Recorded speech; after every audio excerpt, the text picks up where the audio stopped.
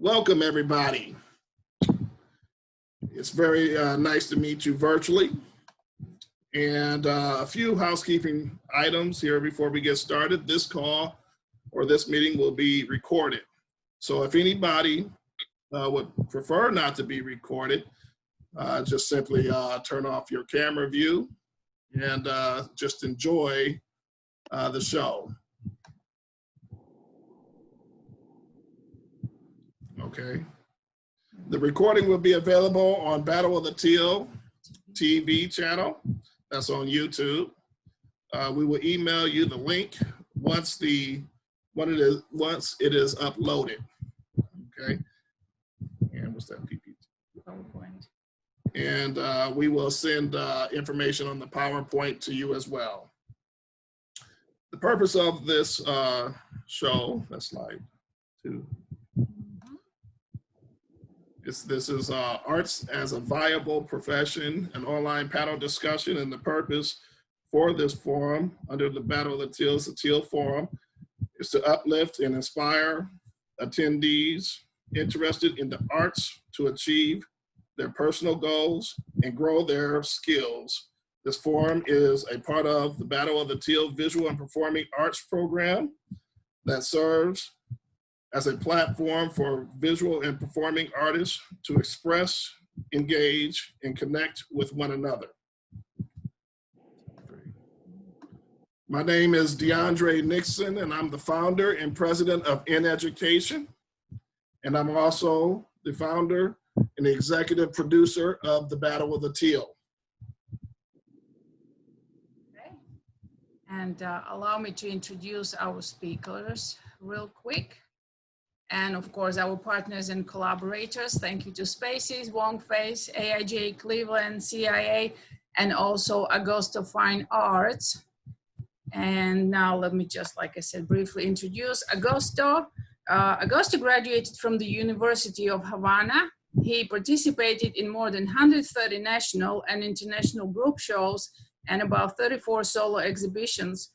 Some of his works are in private collections in Cuba, United States, Venezuela, Colombia, and other countries around the globe.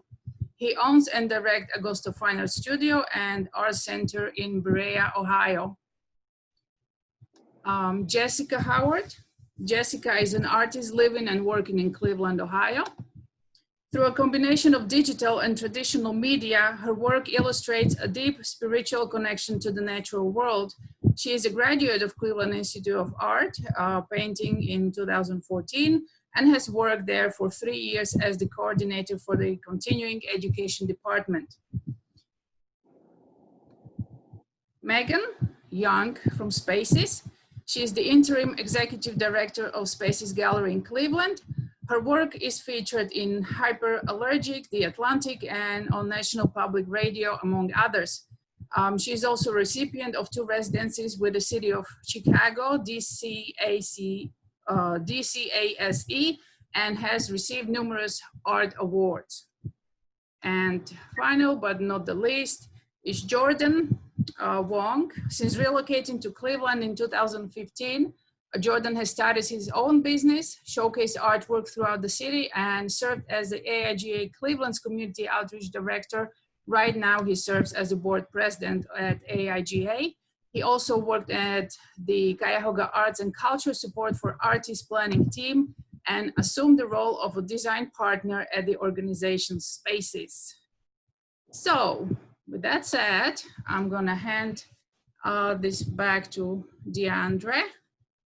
And okay, remember this is going to be recorded. So again, turn off your camera if you choose not to be recorded.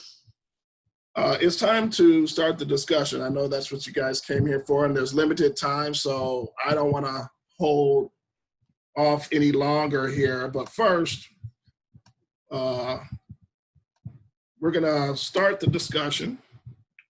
We will allow each of the panelists to respond to the open question here that questions that I have for them. I'm also going to cover some questions that you emailed in as well in the mix. So hold off on that if you had emailed us your questions prior to. We will go over those, trust me. During the time, submit your questions in the chat box, okay?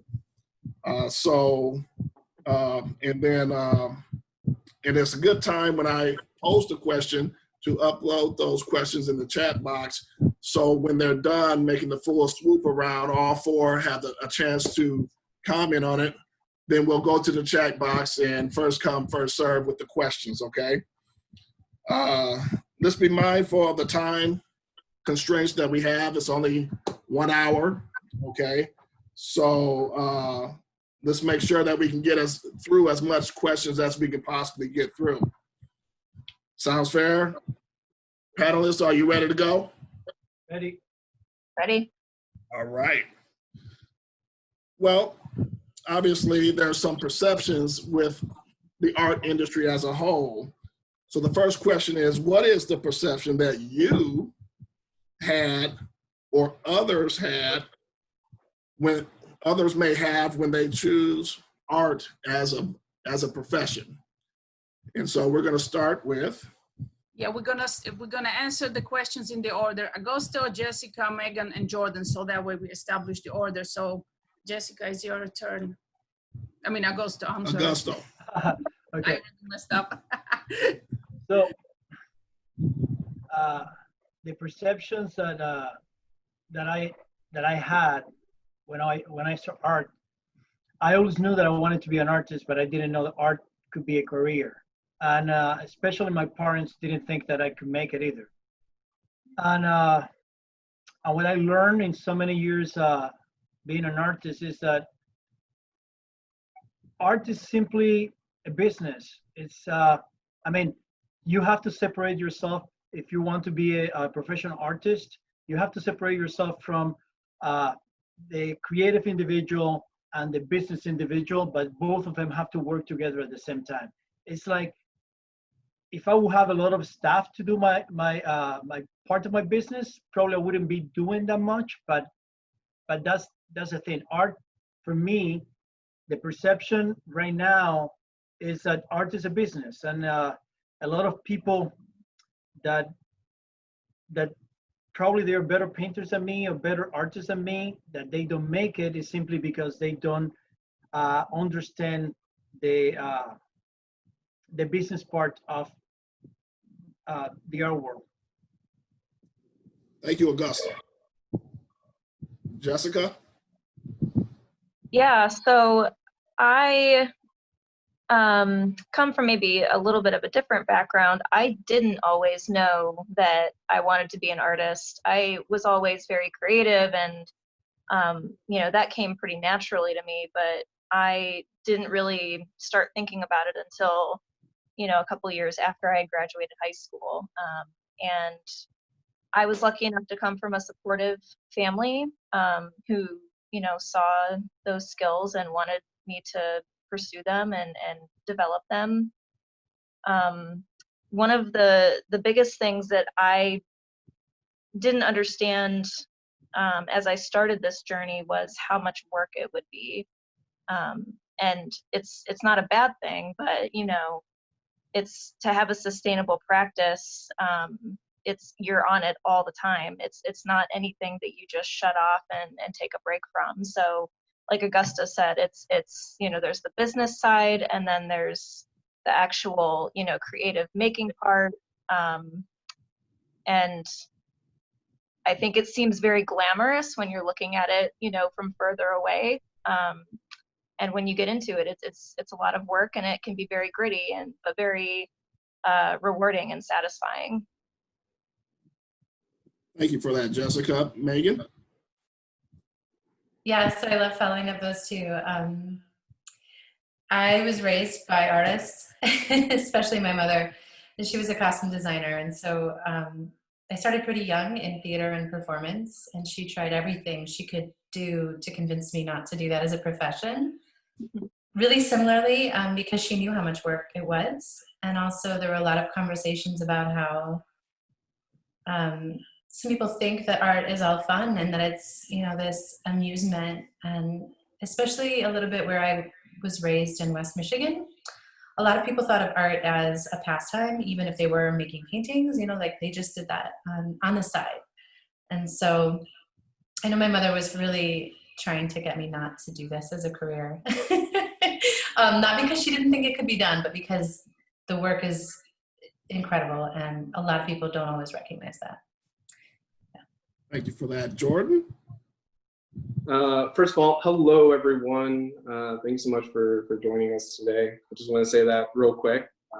Really glad that you guys are here tonight. Yeah, it's weird when you go into this type of work, to echo, what everyone else has said. A lot of people are very doubtful of how can you actually make this into a career, and it's like, how could you possibly take this thing that you do for fun and as a hobby and make money off of it. And I find that when I talk to, people that are in the arts or not even in the creative disciplines themselves, there's a misconception of how to make money with this, thing that you do, that you express. And a lot of the times people kind of get pigeonholed. They think, well, if I draw, then I sell my drawings, or if I paint, I sell my paintings. And to make it in this career, you have to be much more entrepreneurial, and you have to kind of be more expansive in how you connect people with what you do and what you're trying to share. Thank you, Jordan. I don't see any questions in the chat just yet, so we're going to keep it going here. Would you say that, sometimes people think of art as just painting. That's the perception or misperception of that. Augusto, you probably get that a lot. Tell us a little more about that. Well, actually, I don't make my money in painting. I make my money employing my art skills, and that is something completely different. Painting is one part. Private students are another part. Writing is another part.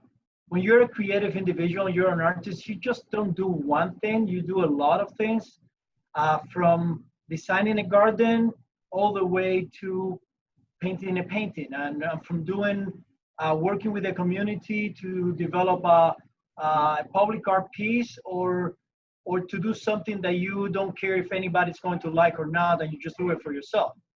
So the trick, as Jordan was saying, is no one thing. Art is not one thing, and the artist is not an individual that does one thing.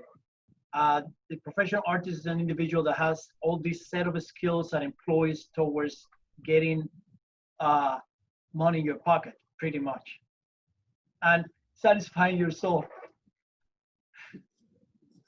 Thank you, Augusto. Jessica, is art just one thing, painting? No.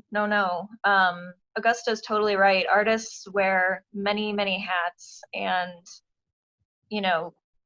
like we've talked about, from the business side to marketing yourself, to teaching or doing workshops or demos and sharing your skills and experience that way.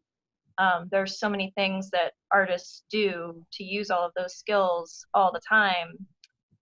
The other thing too that was really amazing to learn during my time at CIA is all of the avenues that you can take, through art. So not just painting, but product design, public programming and art projects, scientific illustration, like everything you see around you was, designed and created by an artist. So to say it's limited in any capacity is, definitely a misconception. Thank you, Jessica. Megan, weigh in on that question there. I don't paint well. I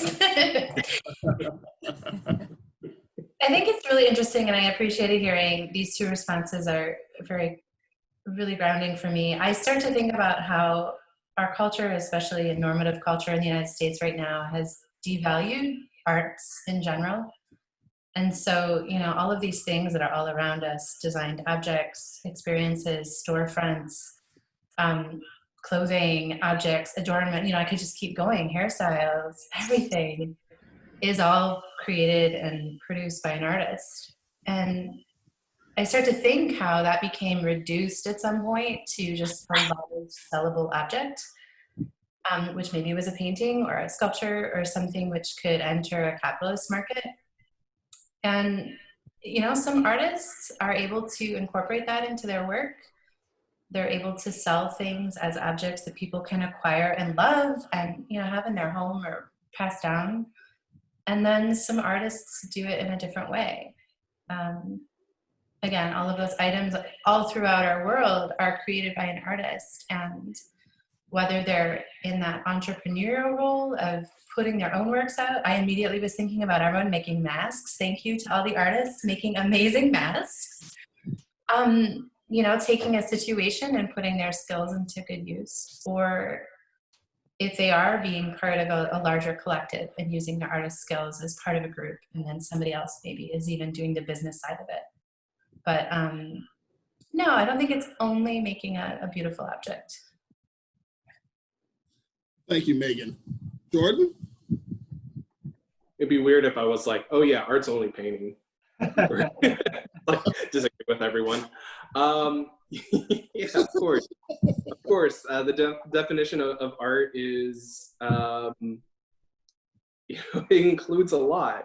And it's just funny how our perceptions of that term is again, very, very narrow. Like, we always kind of idolize this idea of like, what is art, and put it on a pedestal. Which actually literally happens a lot. Art is featured on a pedestal. But, while the definition of art can sometimes be limited and narrow, there is artistry in so many different things. Artistry in cooking, in, of course, a musician, as well as someone telling a joke. It takes practice and is a craft to tell, a joke that is reliably funny. So when we look at this idea of like what art is, which I know there's so many definitions, right? I think, me personally, art is when you have something that you want to share and you provide an experience for someone else. And if we look at that, then there are so many things in this world that can be considered art. And it'd be interesting if we started shifting our perceptions to start considering those things. Awesome. I'm so excited. We have one question here. Yes, and we're going to start with that, and then we're going to also shift to one that we received a couple during the prior to our panel here.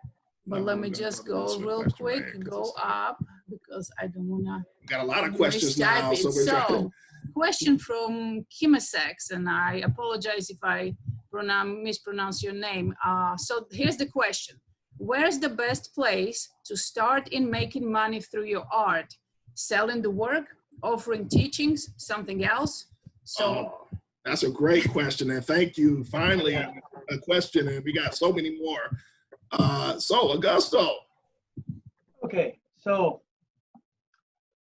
that is a tricky question, because it's a very complex question. The best place to start making money as an artist, in my experience, is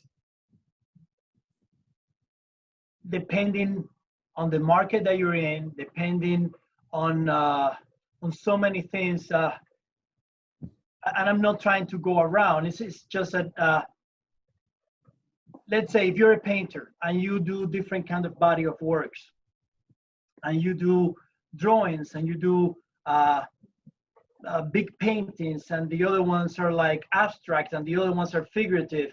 The trick there is when they try to make money out of the three things at the same time, without recognizing that you have a body of work that is completely distinct, and it might work in different kind of markets in a different way. So the drawings might work in a small market and really quick sales, and you might do the other ones in a fair kind of environment. So it's different. So the other thing that happened is that it's not about making money teaching or making money doing art. I know, we all know tons of amazing, amazing artists that are really, really, really bad teachers. And we know a lot of very, very good teachers that they're not that great of an artist, but still they make money doing it. So you have to know yourself, and know yourself and know how to market yourself to the different venues based on the body of work that you have. That's how we go at it. Thank you, Augusto. Jessica? Yeah, I agree that it's a very tricky and complicated question to answer because it can be so different for everybody or anybody, you know, who's looking to start this. I think Augusto is right, and I would say the first step is identifying what audience you're, you know, trying to market to, or where you imagine your art or your work living. You know, what's the niche that your work exists in? Where do you find the most support for what you do? And I think once you understand that, you can then start refining and, you know, focusing on marketing, and you know, all of the other things kind of fall in line once you decide what exactly it is you want to do and where you want to place that. You know, how are you going to get that to people? How are they going to see it and support you? Yes, and Jessica, you are very successful at selling on Etsy.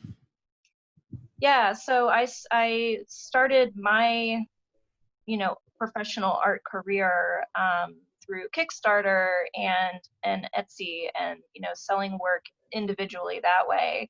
And so that was definitely a big learning process, was finding the right places to, you know, show the work and engage interest and get people excited, and then they start sharing it with, you know, people they know. So I think understanding your market is definitely probably the biggest first step.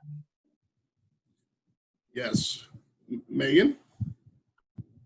Yeah, so everything everyone already said, and maybe even skipping a little just into my personal experience on some of those things.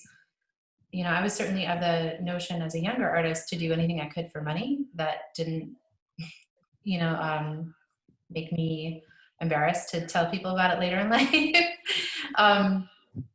So, you know, I used a lot of my skills in whatever way people would pay for them. I sewed really well. I made things, and I didn't even consider them art objects, but I could sew. And sometimes I would teach people how to sew because they wanted to know how. And I taught dance for a really long time, sometimes when I was good at it, and definitely before I was really good at it. And it's a funny thing about teaching. Sometimes you get better at a thing when you teach it. So that's a whole other aspect. And then, yeah, I also, and this gets to, I noticed another question in the chat before I switch it, but also doing the thing and then finding out if it's marketable. So I do a lot of installation art, which it's just really not sellable even when you're really good at it. But you can do the art itself and then show people how amazing it is. And then, at least in my case, be paid to do that again. Thank you, Megan. Jordan? So I'm going to come back with three questions for, it was Kim that asked the question, I believe. Yeah. Is that correct? All right. So Kim, I want to ask you three questions. The first question is, why do you do what you do? You know, how did you get into it? What makes it worthwhile for you? And I'm talking about really defining, you know, what that brings to your life and what kind of drives you to continue doing it, even though it can be tough making money at it. The second question is, how can that benefit someone else? And then the third question is, who are those people? When you start to kind of spend time on those three questions and get down to like the core of what it is that you do and why that has value, then you can start answering some of those other questions and start navigating that path in a creative career. A lot of the times we focus on, you know, our craft or our discipline and ways to make money. But what we really need to start thinking about are the people.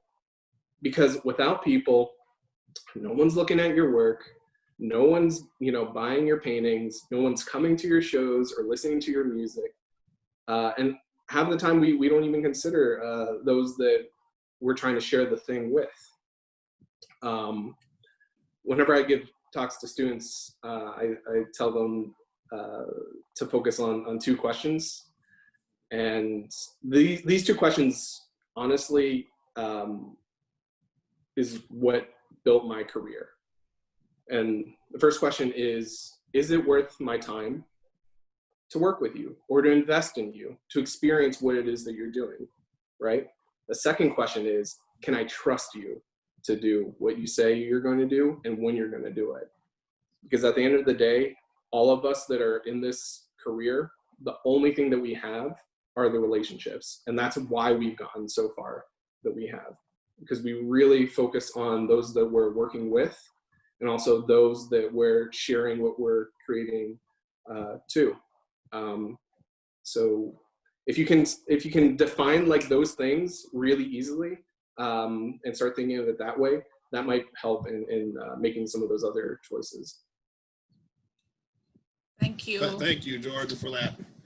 Now we're gonna switch and ask one of the questions that came via email. It came from Mackenzie, and thank you for sharing that. It's a little bit longer, so please bear with me. Mackenzie wrote, I'm curious if the speakers can address how multidisciplinary artists can make a living. This goes beyond being paid for visual goods or services, which requires the artist to function as a business. How can an artist generate funds to pay themselves for the creation of their work? Similarly, how can we get free resources like space, supplies, or promotions so funds can go directly to artists and collaborators? Thank you, Mackenzie, for that question. I think we covered some of the first part. Would you agree? I want to see a head nod there on that first part as far as how can we make money?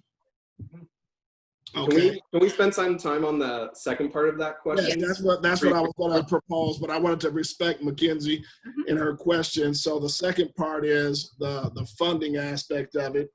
Augusto, do you have any ideas for her on that? Well, funding, I have different kind of parts of me. One part is the one that I work with different kind of agencies to do different kind of art residencies, and that is trying to like Center for Arts Inspired Learning, the Art House, Ohio Art Council, that pretty much they are going to get you some gigs and they're going to pay you for you to perform. There are other ways to fundraise.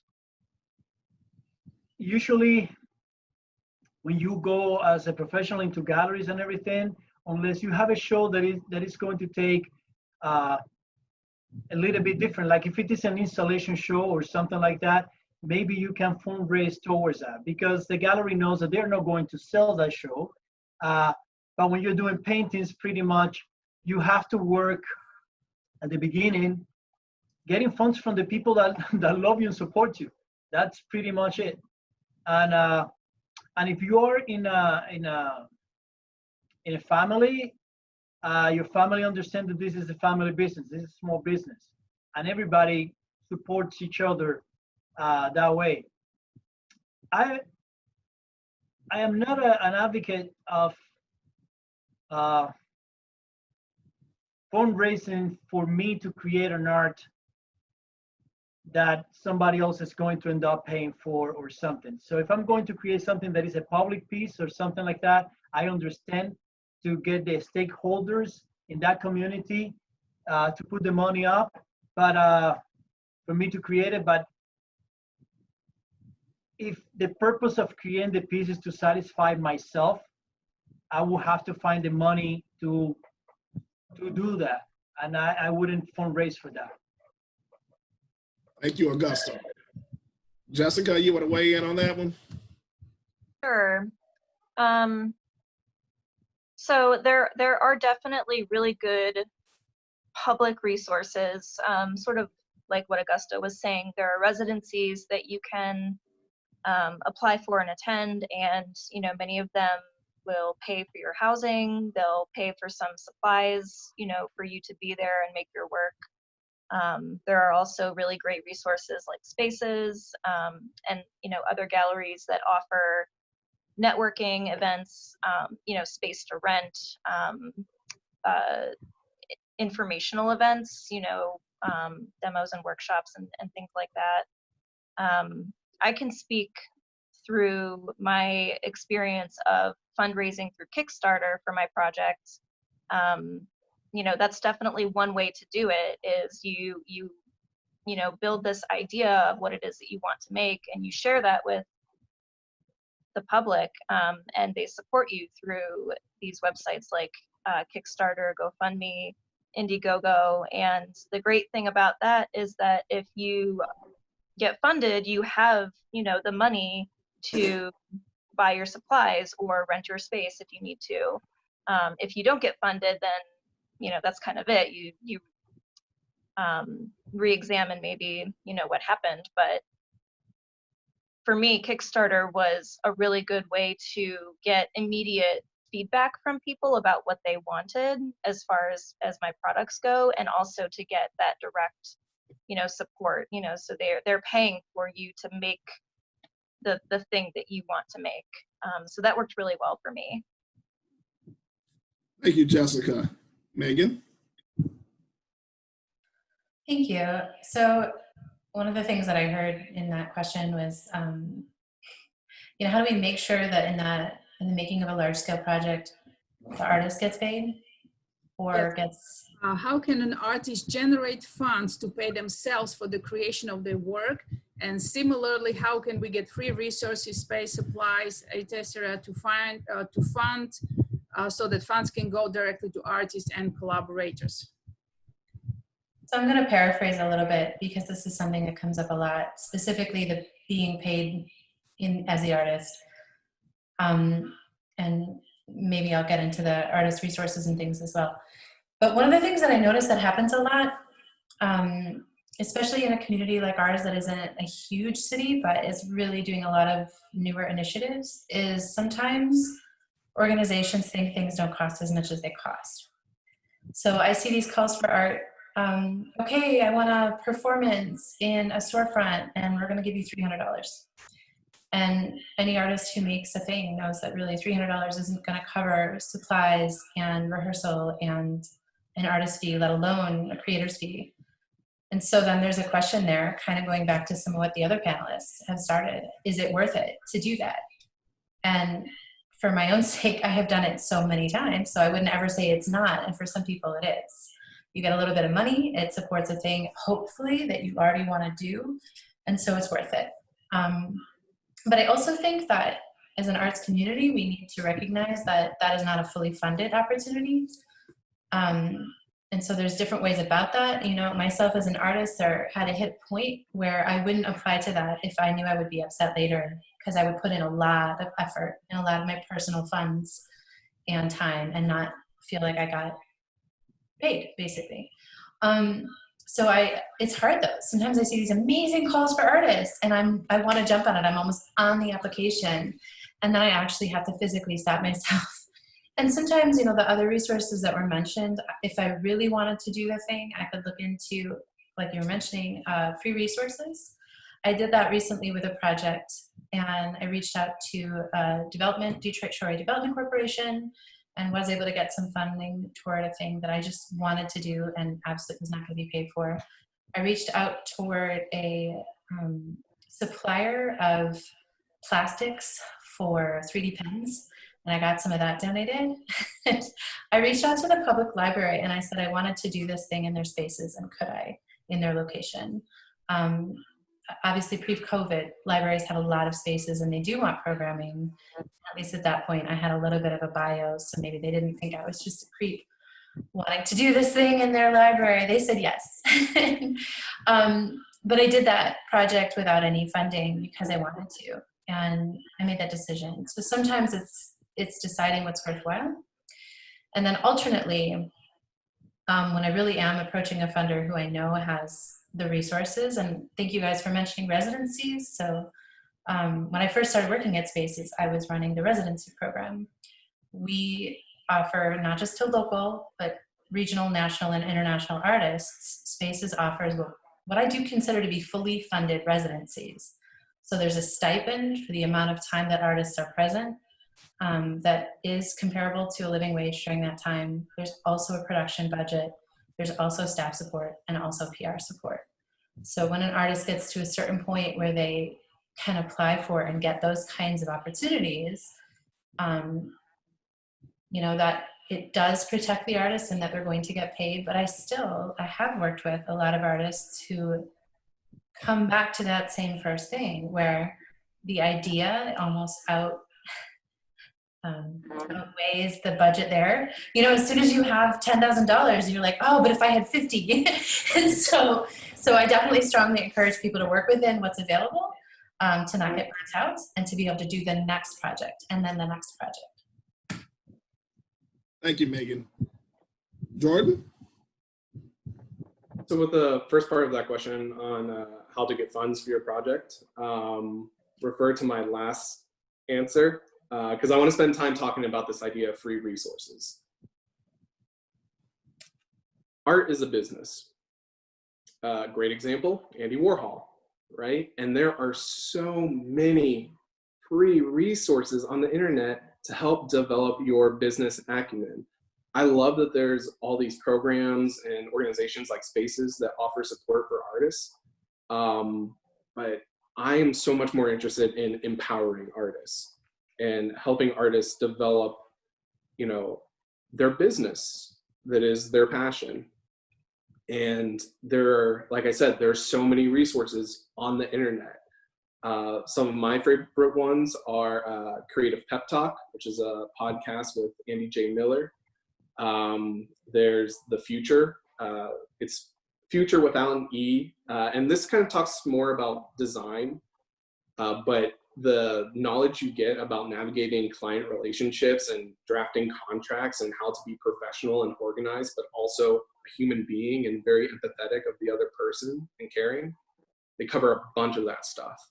Seth Godin, marketing guru, he does like a blog post every day and is extremely insightful. So again, there's all these resources out there to develop, you know, your business skill set, which is incredibly important in you know, making a living out of this career.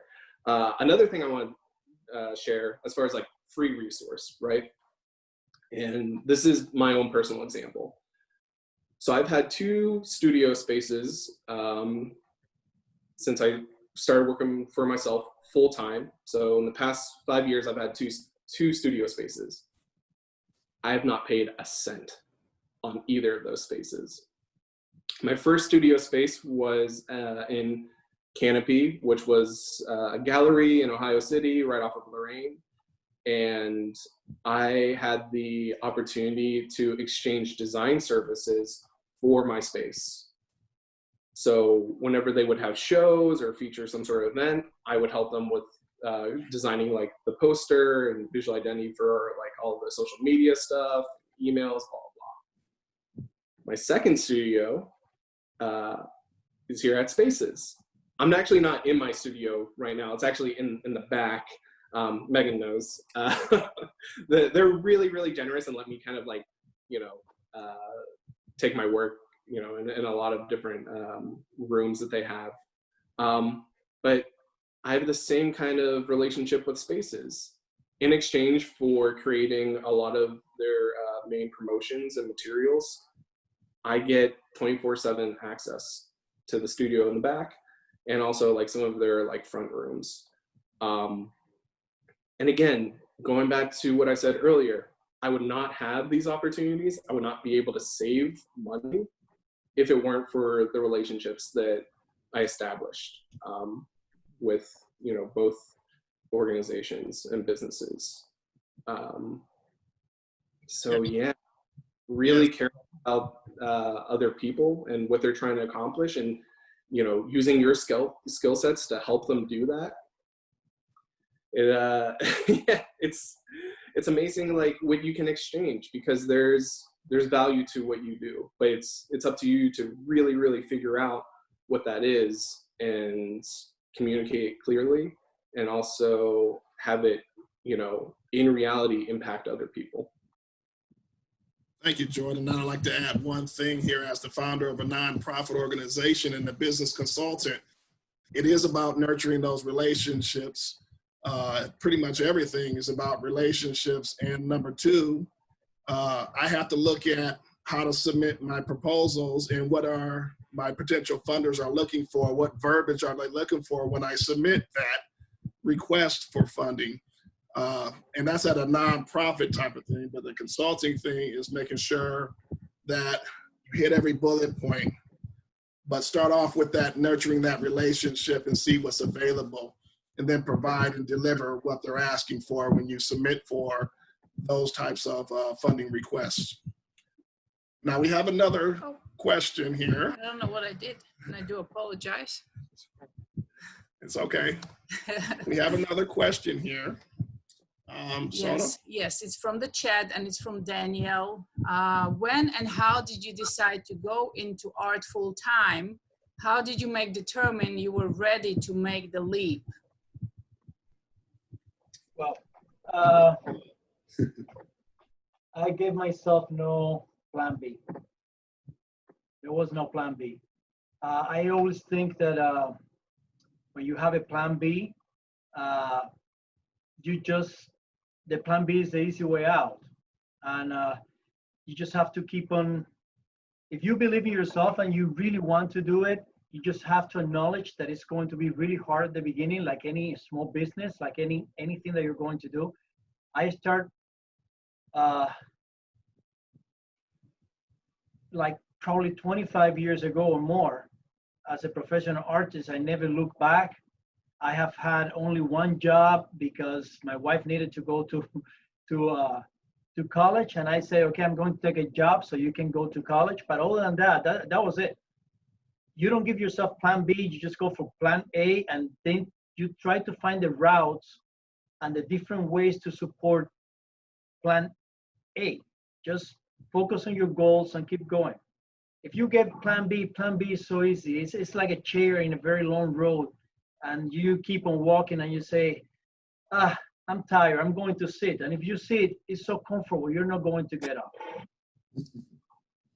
Thank you, Augusto. Jessica? So I actually work full-time at CIA in the continuing education office, and it feels like I also work full-time as an artist. So I'm working 2 full-time jobs somehow. I don't know how the hours work, but that's what it feels like. And so I haven't made that leap yet. I think Augusto has a good point that, you know, when you feel like you're ready to do that, it is kind of, you know, just a decision that you say, this is what I'm going to do. And I don't think that there ever is a good time to be, then, you know, there's never a better time than now, or the present is, you know, whatever that saying is.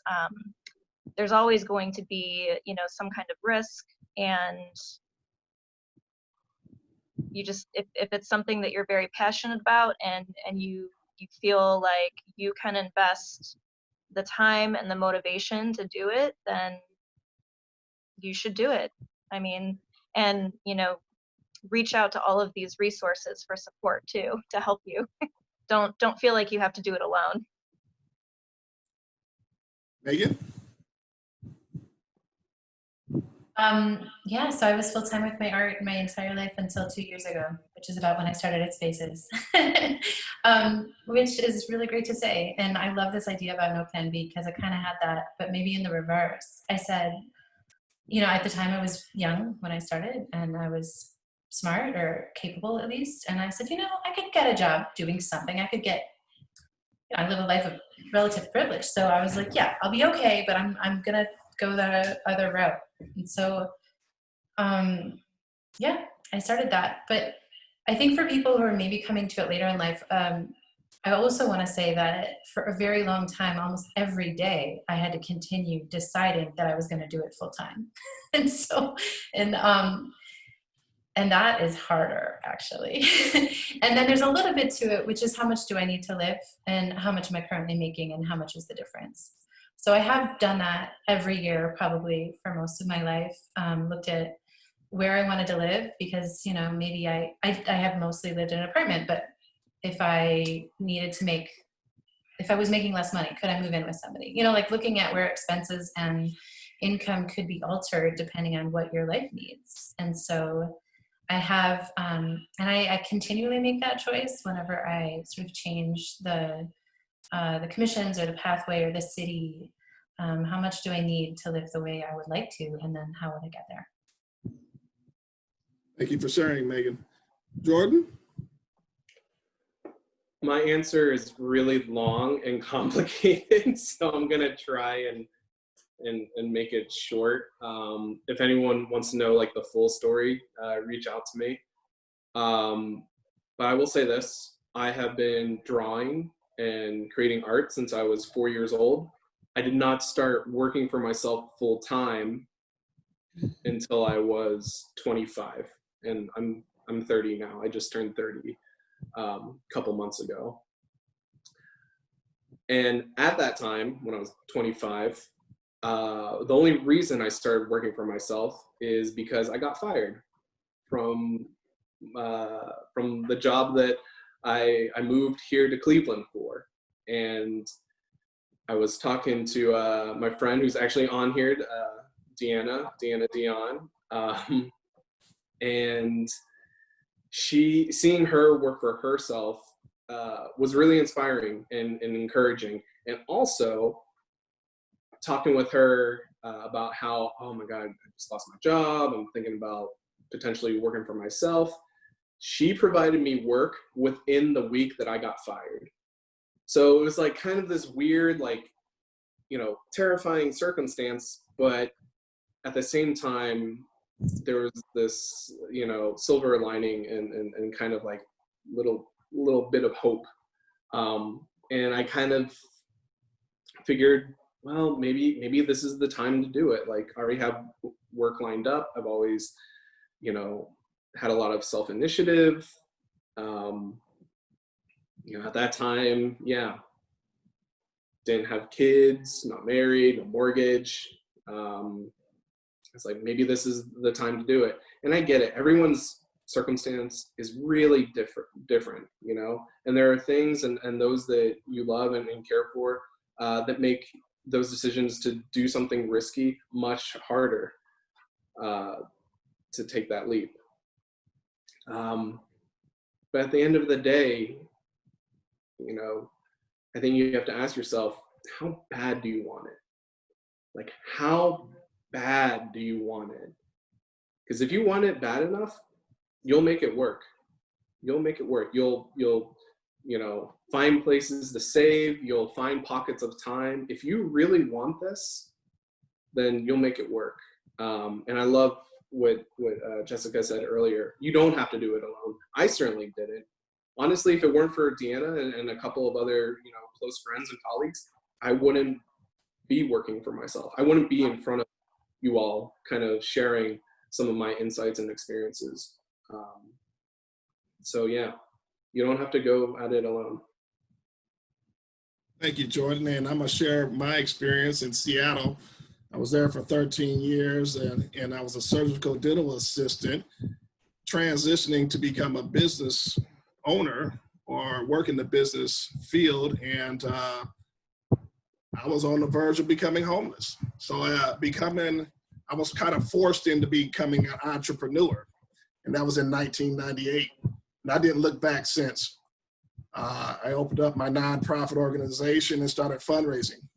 But that wouldn't have happened if I didn't equip it. I never stopped going to school. I graduated from the University of Washington with a bachelor's, and I started equipping myself with business concepts and working on a plan. And so I got lucky. Within 2 weeks, I was out starting my own business, making money. And so it's the connections, it's the plan, it's the dedication, the heart that you put into it and say, I want to do this. And every year I have packed my brain with different techniques. I utilized the internet a lot, and I made sure I kept up on where I was lacking, the knowledge that I was lacking. People say, okay, let's make money. It sounds easy. I'm working with a couple artists right now that's afraid to ask for money. And so I represent them as a consultant. You know, there's a way out of it.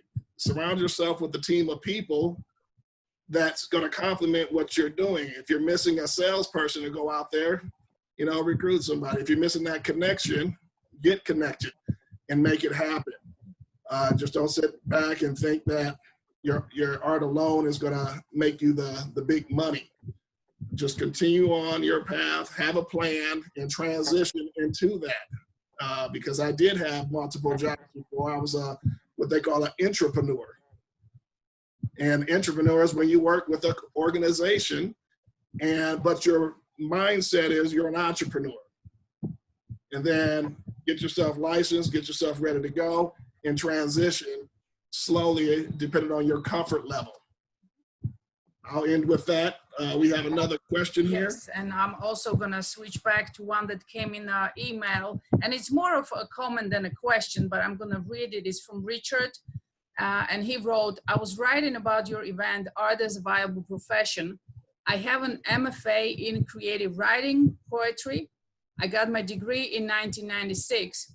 I make $15 an hour working in a warehouse. My sculptor friend lives on Social Security. Some of us do starve. What you guys have to say to that? That's just a comment. Augusto? Well, again, it goes back to try to make a living on one track. And for instance, before I create a painting, I write, and those writings become a byproduct of creating paintings. So I create a book and I sell the book. My drawings, when I'm doing the painting, I create studies, I create ink drawings, and all those things, some of them turn into prints. All those things become byproducts of the final product that I'm going to do. And all those products have different kind of markets and different kind of sell points. If what I'm trying to say is you have to take every part of the creative process and create as many byproducts, because we create a lot of byproducts when we are creating that, and find the uses for those byproducts. That's a way, if you're thinking about making money only on your on the creative product. But again, many artists, and this is something that Megan was talking about doing things for free and doing things because you want to do it. You have to be very, very aware of what people are asking from you. You have to know when to say no, and that is one of the skills that I learned when I was losing money. And I was like, why am I losing money? And it was because I was spending time out of the goodness of my heart, trying to do all these projects that people ask me, and please, would you donate this for this, or donate that for that, or donate your time for this? And at the end, you start seeing, you want to help everybody, and then you feel like, I'm losing money. This is time for me. And how to monetize every hour of the day. Also, when we talk about being creative, one of the things that I enjoy the most of my job is creating budgets. And it sounds really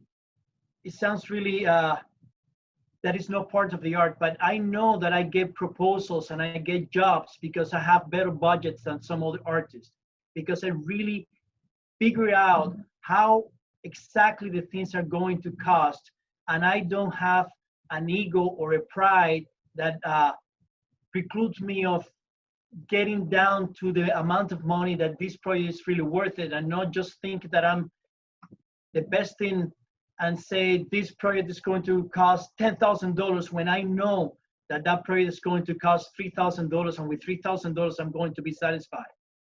And there is a saying in Cuba that is called "Don't ever fart higher than your ass." I'm sorry that I'm saying that, and it's pretty much think at your level. Just really be grounded in reality. And don't overprice yourself, don't overthink yourself, and your ego is going to be an impediment to make money. Your pride is going to be an impediment to make money. I don't want to have a big ego and a big pride and be starving. I don't want to be that artist. Thank you, Augusto. Thank you so much for that. Jessica? I'm still laughing at that saying. Lots of good points. I mean, it goes back to what I said before about artists wearing multiple hats. I know very few artists who just draw or just paint or just make videos. You know, they are always finding new ways to use their skills and to share that with other people, and finding ways to make that part of their sustainable practice. So yeah, like Augusto said, you know, find how you can use everything that you're making, that you're using, reuse stuff, you know, just find a way to use it all, and that's how you make it sustainable. Thank you, Jessica. Megan? I just want to honor that maybe not everyone is going to be making their profession in their chosen art practice. And, you know, the person who commented, it's like rough, because I think some people, I definitely know there was a time in history where if you got an MFA, there might have been a thought going in that there was a door that would open. And I think, you know, we could have a longer conversation about education and the doors that it's sometimes maybe promised that would be opening and a changing world. So I just honor that it's incredibly hard. And then I also, I don't know, like the whole $15 thing was sort of, I'm like, I know a lot of people that make $15 an hour. So I was like, that's not that bad. I mean, it's not great. I get it, especially. But then I guess the other point I was going to make is also circling back to the comment somebody asked about mentors. I had this choreographer I worked with once, Gabriel Messon, actually, and he still works and makes choreography in New York. He had a company. He's an incredible, incredible artist, world-renowned choreographer, toured the world.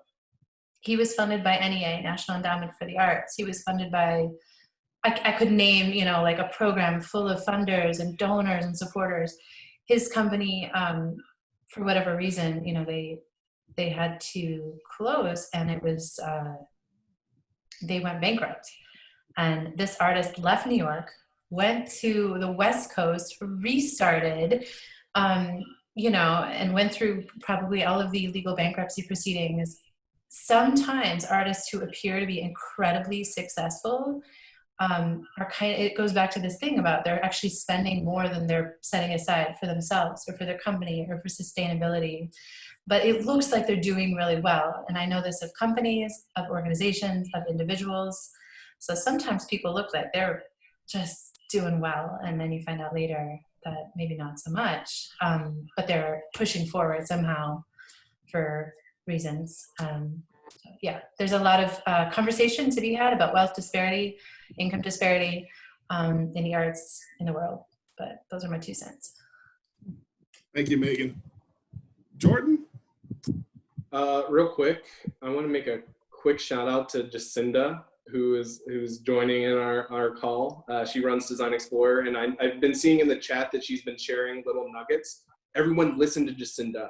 Seriously, she has so much knowledge and insight, and she's so generous with it. So listen to her. Definitely listen to her. She didn't pay you to say that. No. I love Jacinda. I love Jacinda and everything that she does. She's great. So in regards to that comment, it is really painful to spend years in a craft and earn a degree and have it amount to something less than satisfying. I graduated with 2 degrees, one in graphic design and the other, I actually have a degree in business with concentration in marketing. When I graduated, I didn't have a job for 2 years. I was literally unemployed for 2 years. And it's tough, you know, because we wrestle with these feelings of like, well, I invested all this time and effort to do this thing. But the truth of the matter is that that does not entitle you to success. And that sucks and it's hard because it's painful to realize. I think, you know, kind of going back to what I was talking about earlier about what is your work doing for other people that are experiencing it.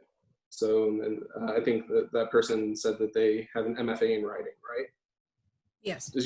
Does your skill sets in writing, does it make someone else's life easier? Does it give them a place where they feel connected or a sense of belonging? Does it help them deal with heartbreak? Does it empower them? Does it inspire them? You know, can this writing be used, you know, to help a company engage with their audience more authentically, you know, and you know, strengthening a sense of connection and dialogue? Would this writing be fantastic as a book, you know, or I don't know, in a song? Like songwriting is a career.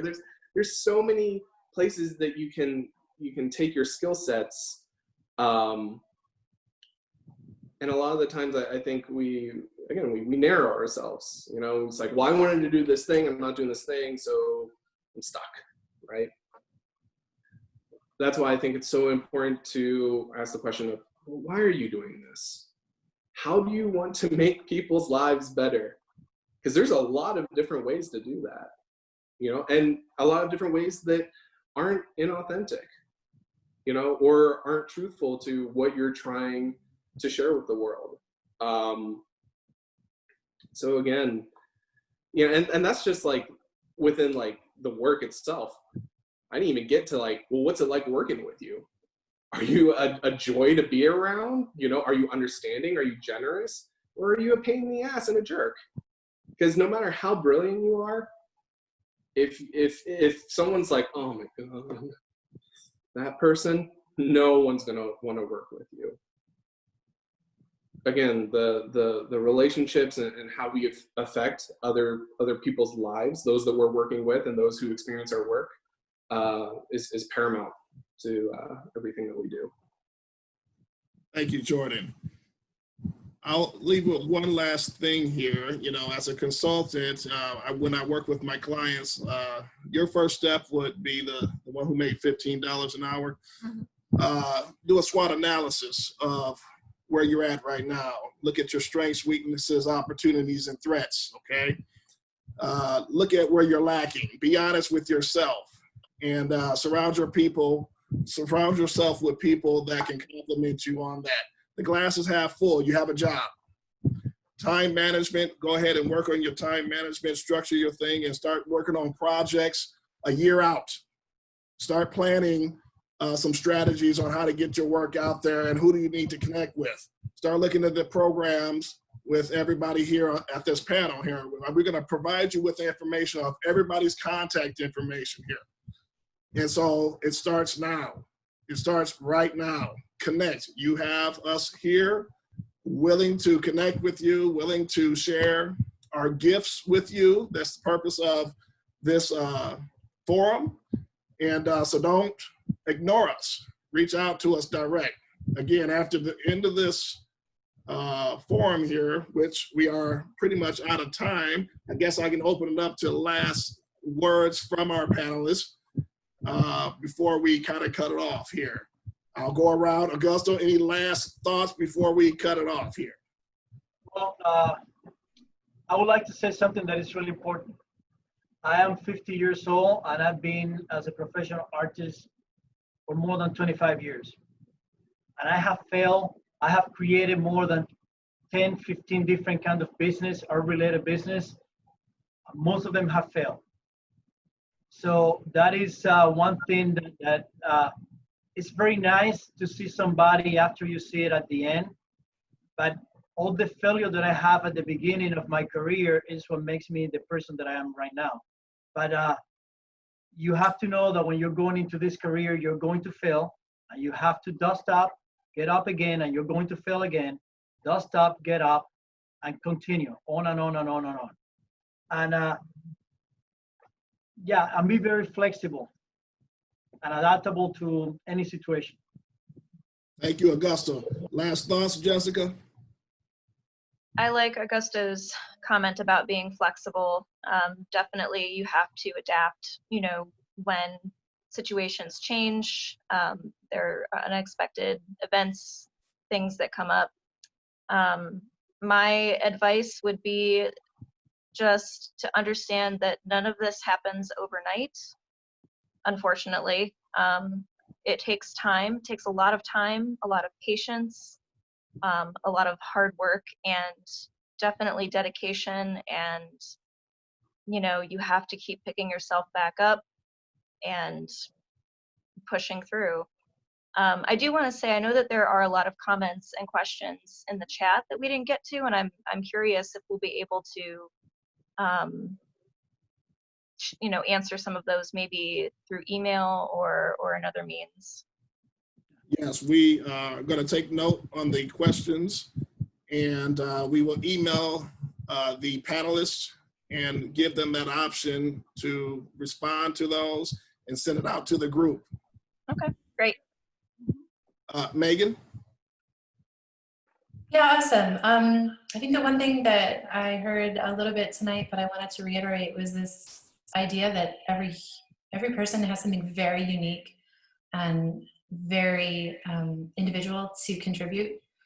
And rather than maybe trying to think of what is a good artist or what is a successful artist or what works, it's like, kind of as we've all been saying, if you focus in on that thing about yourself that is unique and that is screaming and that is, you know, the most loud and the most prominent, and that is the thing which will be your success through all the failures which are there and which will be there.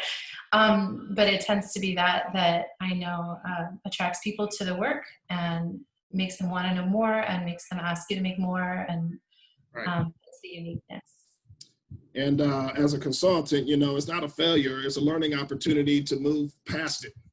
You know, you are actually testing out the waters here, seeing what works for you. Everything you do, come up with 10 outcomes that you want to have with everything that you do, and measure those outcomes.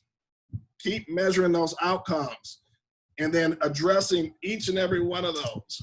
If I find out Facebook works best for me, guess what? I'm gonna put most of my activity into Facebook.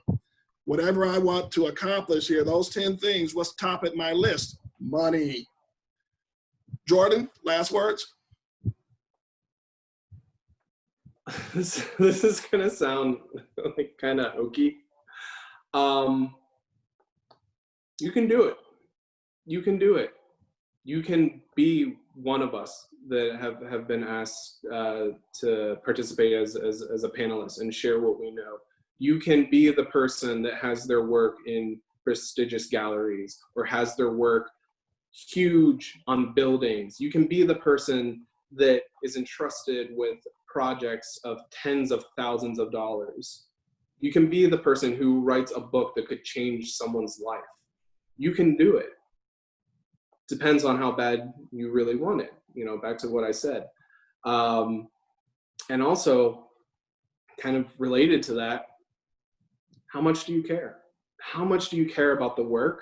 And how much do you care about those that you're serving? We are so lucky to be in Cleveland, because right now, like, just kind of glancing on who's in this, you know, this video call, not even on the panel. Oh my God, there's so many people that could be taking, you know, Augusto, Jessica, Megan's, or my spot and share a whole, like, bundles and plethora of knowledge. There's a lot of brilliant minds here. And Cleveland is an incredible place that you reach out saying, hey, I would like to just, like, you know, pick your brain. Can we talk for half an hour, maybe grab coffee? Oh my God, people are so generous. They'll be like, yeah, sure, ask me anything. That's incredible. That is truly incredible. So I encourage you to go for it and to, you know, go deeper, take the leap and reach out to me, to any of these people. Sorry guys, I kind of spoke for you all, but I'm sure that they're all. We're going to put the slide up now, Yeah. so you guys can take that information. But again, we're going to email it to everybody, and we'll leave you guys with that. We have that open invitation to contact us, and I hope you guys can see it properly. yeah, we'll expand that just a minute here. And Yep. so feel free to contact any of us. There's no excuse. This is your network. This is, we can connect you. We can perhaps guide you. That's what we do as philanthropists, as, you know, business owners. This is the purpose of this forum. I thank you all for attending. I thank you all for coming. And we hope that you enjoyed this. It will be on YouTube, the full recording if you came late, okay? And we will email you the direct link to that video once we upload it, okay? So thank you again. Bye, guys. All right, I can't bye-bye. let that listen too long.